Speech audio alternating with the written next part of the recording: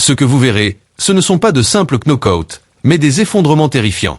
Corps raide, regard perdu, adversaire convulsant sur le ring. La boxe et le combat ont révélé leur aspect le plus sombre et destructeur. Voici les knockouts les plus sombres. L'ambiance était tendue dès le début. Deux guerriers prêts à échanger des coups puissants et, dès le premier round, on voyait déjà que ce serait une guerre courte mais brutale. Les deux ont commencé avec des combinaisons rapides, testant le terrain, l'un cherchant à ouvrir la défense de l'autre. Iglesias avançait avec de l'expérience et de la confiance. Shevchenko répondait calmement, attendant son moment. Et puis c'est arrivé. Un crochet droit brutal qui a explosé sur la mâchoire de Shevchenko. L'impact a été sec et saisissant. Le Russe est tombé au sol, mais ce n'était pas une chute normale. Son corps a commencé à convulser. Des spasmes incontrôlables secouaient son torse et ses bras tandis que toute la salle restait silencieuse. C'était l'une de ces images qui montrent clairement pourquoi un seul coup peut tout changer dans la boxe. Les médecins ont envahi le ring, c'était un knockout non seulement brutal, mais aussi terrifiant, de ceux qui restent gravés dans la mémoire pour toujours. Callum Smith contre Lenin Castillo. Ce fut un moment bref mais absolument terrifiant.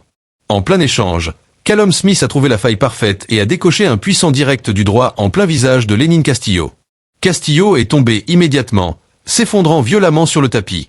Le plus impressionnant est arrivé ensuite. Son corps a commencé à trembler de façon incontrôlable, raide, secoué par des spasmes. Le public est resté silencieux. Le chaos n'a pas seulement été dévastateur, il a été terrifiant. De ceux qui rappellent à tous à quel point la frontière entre la gloire et le danger peut être fragile dans la boxe. Adonis Stevenson contre Jesus Gonzalez. En 2012, le Canadien Adonis Stevenson, alias Superman, avait un seul objectif, prouver que sa puissance de frappe figurait parmi les plus redoutés de la boxe moderne. En face de lui se trouvait Jesus Gonzalez, un boxeur confiant qui venait avec l'ambition de gravir les échelons de la division.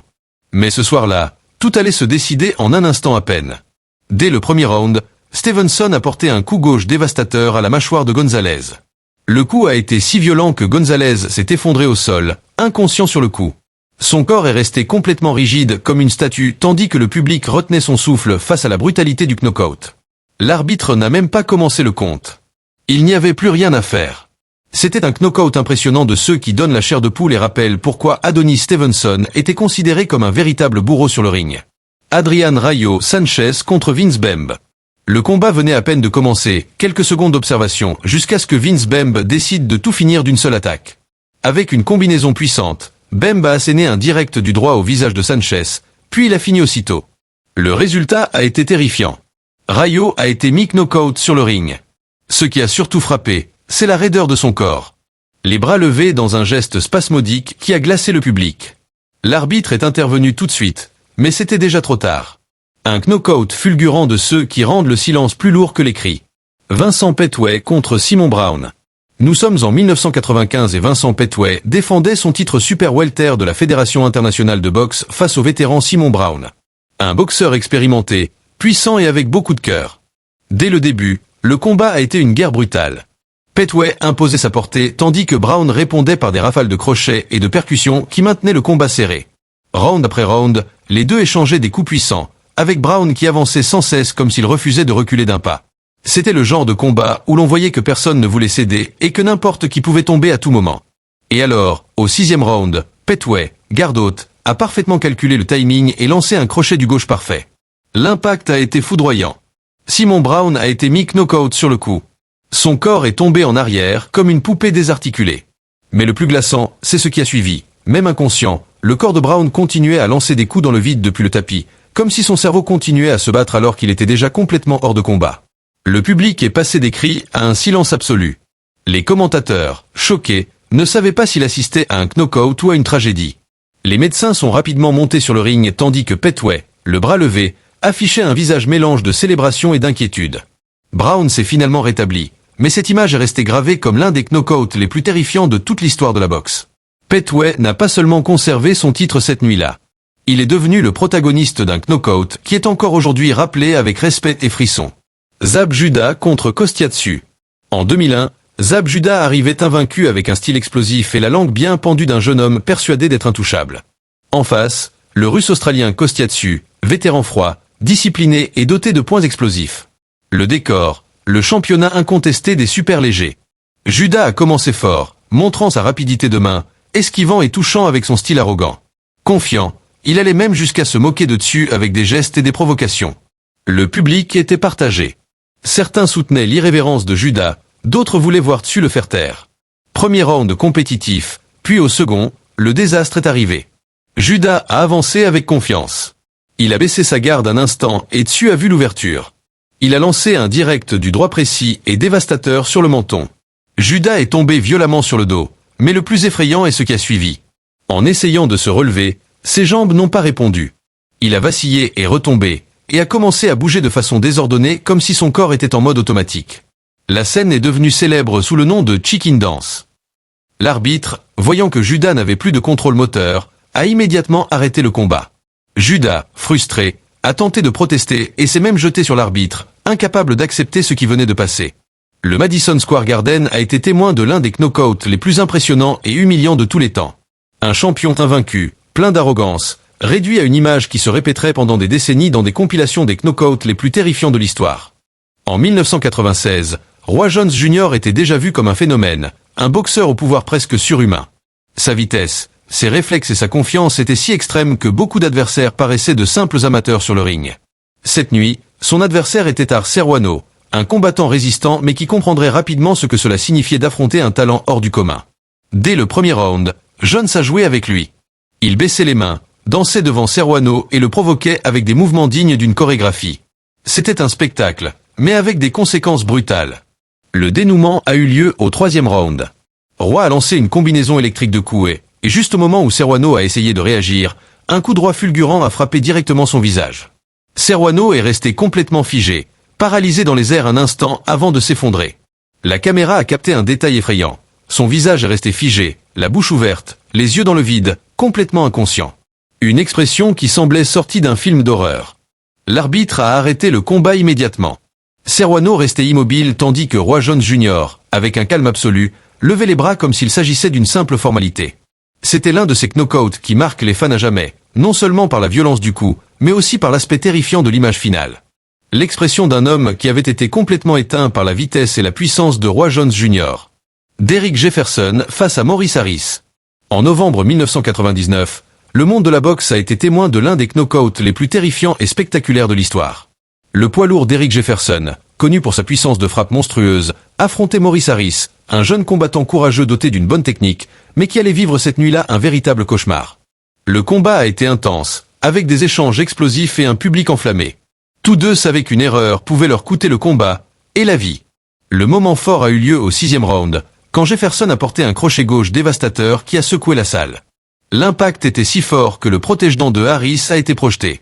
Une image qui est restée gravée dans la mémoire des fans. Mais le pire, c'était la chute. Harris est resté raide, le visage figé, et le corps s'effondrant comme une statue brisée. L'arbitre n'a même pas essayé de compter. Il n'y avait rien à compter. Harris était sonné, Jefferson célébré. L'un des knockouts les plus terrifiants jamais vus. Les caméras ont capté chaque détail. Le protège-dents qui vole, le visage immobile de Harris et le vacarme du public qui n'arrivait pas à croire ce qu'il venait de voir. Un knockout tellement brutal qu'il a même été désigné comme knockout de l'année par le magazine Ring.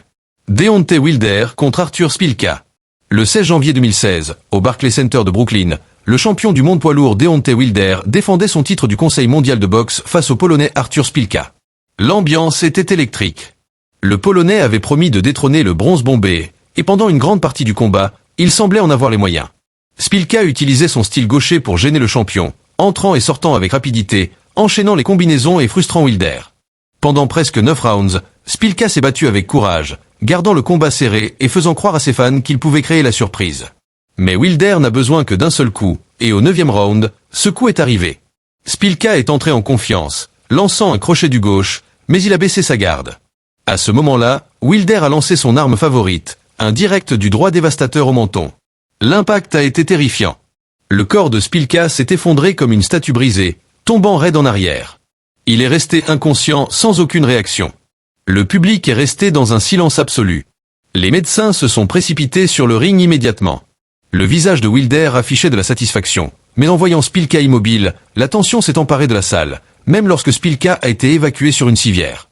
Ce knockout n'a pas seulement été choisi comme l'un des knockouts de l'année, il est également rappelé comme l'un des plus impressionnants et terrifiants de l'histoire récente des poids lourds. Quand Wilder envoie dans ce track son direct du droit, ce n'est pas juste un coup, c'est une sentence. Sergio Maravilla Martinez face à Paul Williams.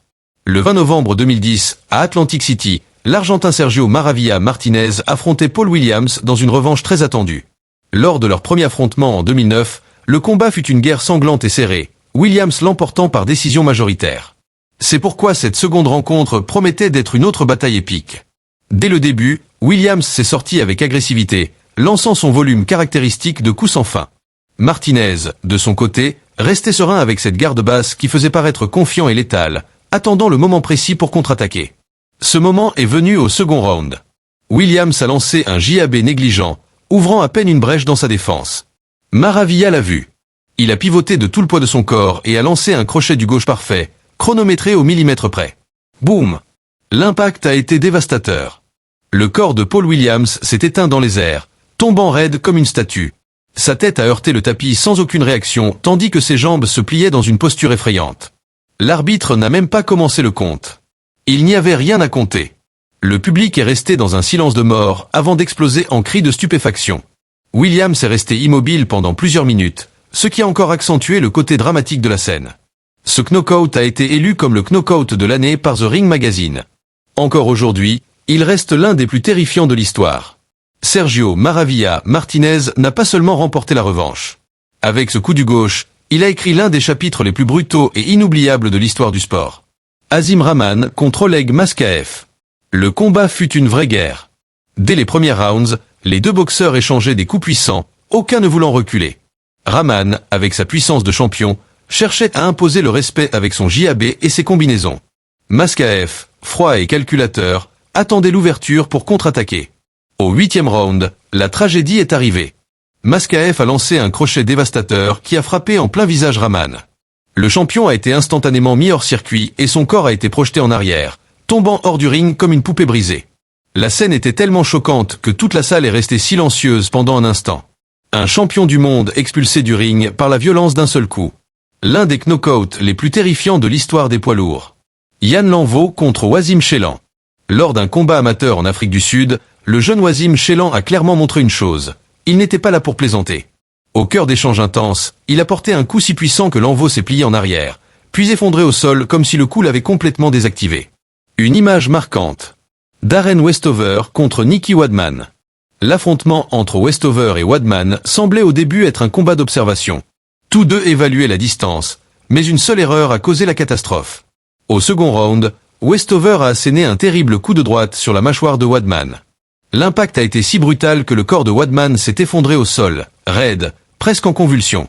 Ses jambes tremblaient et son torse semblait réagir par des spasmes involontaires, tandis qu'il était inconscient sur le tapis. Le public est resté figé. Ce n'était pas seulement un knockout, c'était une image terrifiante. La violence pure de la boxe montrait sous sa forme brute et troublante. Westover n'a pas eu besoin de donner un coup de plus. Son adversaire était déjà complètement déconnecté du monde. Gary Goodridge contre Pedro Otavio Herrera. Gary Big Daddy Goodridge était connu pour sa brutalité sans filtre, et contre Pedro Otavio Herrera, le monde allait voir pourquoi. Le combat a commencé comme une guerre, mais en quelques secondes, Goodridge a réussi à amener son adversaire au sol. Puis l'enfer est arrivé.